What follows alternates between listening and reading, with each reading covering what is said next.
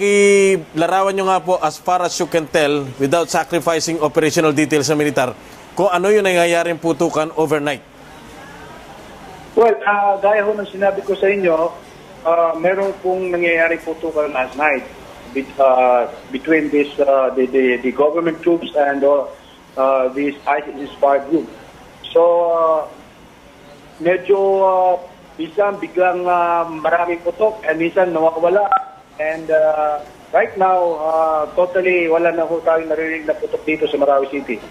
Especially itong malapit sa City Hall.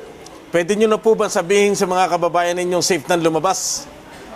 Well, we cannot advise them to go out yet because hindi pa po tayo nagkikipag-usap sa ating mga kasundaluhan at ang ating PNP before we can advise na they can safely go out and do the usual business.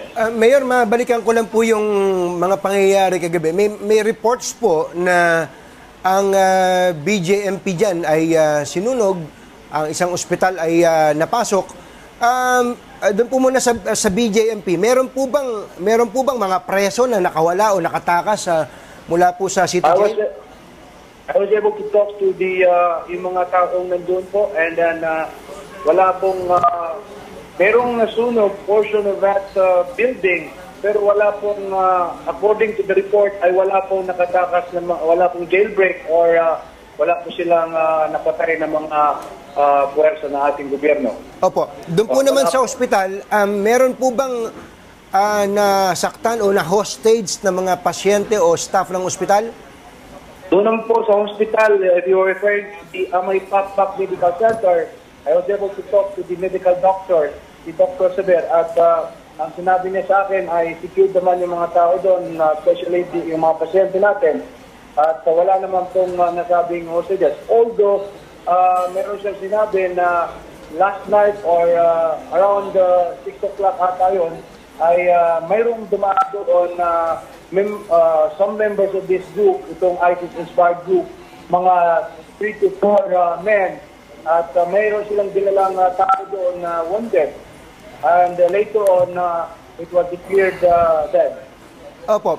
Safe po bang sabihin na walang government office o kaya po ay private establishments na nasa control ng Maute Group ngayon, sir?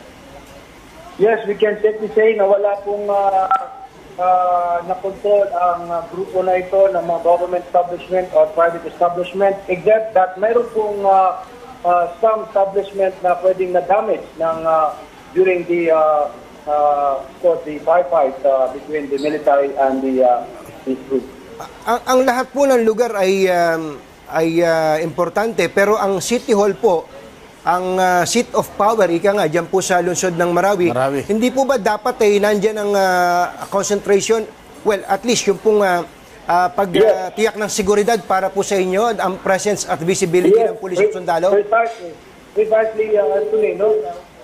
Kaya hindi ako nakaalis dito dahil ayaw po natin mapasok ito ng grupo na ito because this is a symbol of authority ng ating gobyerno dito sa Marawi City.